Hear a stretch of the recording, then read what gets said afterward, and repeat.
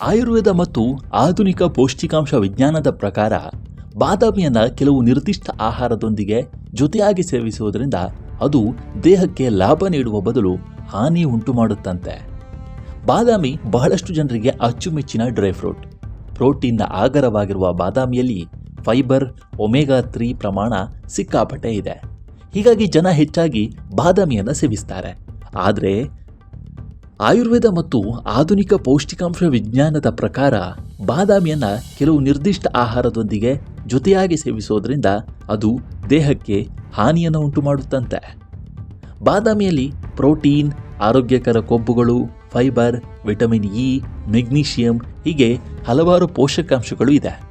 ಪ್ರತಿದಿನ ಬಾದಾಮಿಯನ್ನು ಸೇವಿಸುವುದರಿಂದ ಹೃದಯ, ಮೆದುಳು ಮತ್ತು ಮೂಳೆಗಳಿಗೆ ಪ್ರಯೋಜನಕಾರಿ ಅಂತ ಹೇಳಲಾಗುತ್ತೆ.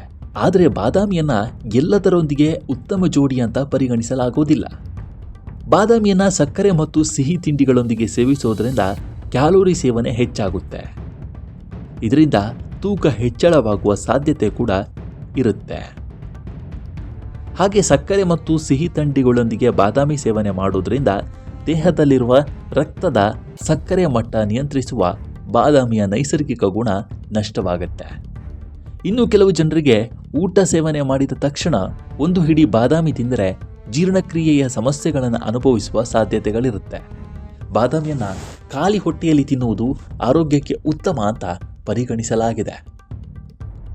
ಅಧಿಕ ರಕ್ತದೊತ್ತಡ ಅಥವಾ ಹೃದಯ ಸಮಸ್ಯೆಗಳಿಂದ ಬಳಲುತ್ತಿರುವ ವ್ಯಕ್ತಿಗಳು ಉಪ್ಪಿನ ಜೊತೆ ಮಿಕ್ಸ್ ಮಾಡಿ ಹುರಿದ ಬಾದಾಮಿಯನ್ನು ಸೇವನೆ ಮಾಡುವ ಬದಲಿಗೆ ಸಾದಾ ಅಥವಾ ನೆನೆಸಿದ ಬಾದಾಮಿಯನ್ನು ತಿನ್ನುವುದು ಉತ್ತಮ. ಉಪ್ಪಿನೊಂದಿಗೆ ಬಾದಾಮಿ ಸೇವಿಸುವುದರಿಂದ ಶರೀರದಲ್ಲಿ ಸೋಡಿಯಂ ಮಟ್ಟ ಹೆಚ್ಚಾಗಿ ರಕ್ತದೊತ್ತಡ ಅಂದರೆ BP ಏರಿಕೆಯಾಗಬಹುದು. ಇನ್ನು ಬಾದಾಮಿಯನ್ನು ಹಾಲು ಮತ್ತು ಮೊಸರಿನ ಜೊತೆ ಯಾವತ್ತೂ ಸೇವನೆ ಮಾಡಬಾರದು. ಯಾಕಂದರೆ ಬಾದಾಮಿಯಲ್ಲಿರುವ ಕಬ್ಬಿಣದ ಅಂಶವನ್ನು ಹಾಲಿನಲ್ಲಿರುವ ಕ್ಯಾಲ್ಸಿಯಂ ಹೀರಿಕೊಳ್ಳಲು ಬಿಡೋದಿಲ್ಲ.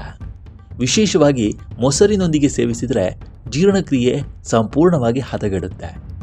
ಕಿತ್ತಳೆ, ನಿಂಬೆ ಅಥವಾ ಮೂಸಂಬಿಯಂತಹ ಹಣ್ಣುಗಳೊಂದಿಗೆ ಬಾದಾಮಿ ತಿಂದರೆ ಹೊಟ್ಟೆ ಉಬ್ಬರ, ಗ್ಯಾಸ್ ಮತ್ತು ಅಸಿಡಿಟಿ ಸಮಸ್ಯೆಗೆ ಕಾರಣವಾಗುತ್ತೆ. ಆರೋಗ್ಯ ತಜ್ಞರ ಪ್ರಕಾರ ಬಾದಾಮಿಯ ಸಂಪೂರ್ಣ ಪೋಷಕಾಂಶಗಳು ದೇಹಕ್ಕೆ ಸಿಗಬೇಕಾದ್ರೆ ರಾತ್ರಿ ಪೂರ್ತಿ ಅದನ್ನು ನೀರಿನಲ್ಲಿ ನೆನೆಸಿಟ್ಟು ಮರುದಿನ ಬೆಳಗ್ಗೆ ಸಿಪ್ಪೆ ಸುಲಿದು ಖಾಲಿ ಹೊಟ್ಟೆಯಲ್ಲಿ ಸೇವಿಸುವುದು ಅತ್ಯಂತ ಸುರಕ್ಷಿತ ಮತ್ತು ಉತ್ತಮ ಮಾರ್ಗ ಅಂತ ಹೇಳ್ತಾರೆ. ಜೊತೆಗೆ ಬಾದಾಮಿ ಈಗಾಗಲೇ ಆರೋಗ್ಯಕರ ಕೊಬ್ಬನ್ನು ಹೊಂದಿರುತ್ತೆ. ಹೆಚ್ಚು ಹುರಿದ ಅಥವಾ ಎಣ್ಣೆಯುಕ್ತ ಆಹಾರಗಳೊಂದಿಗೆ ಬಾದಾಮಿಯನ್ನು ಸೇವಿಸಿದರೆ ಹೊಟ್ಟೆಯಲ್ಲಿ ಬಾಳ, ಅಜೀರ್ಣ ಅಥವಾ ಗ್ಯಾಸ್ಟ್ರಿಕ್ನಂತಹ ಸಮಸ್ಯೆಗೆ ಕಾರಣವಾಗುತ್ತೆ ಅಂತ ಹೇಳ್ತಾರೆ.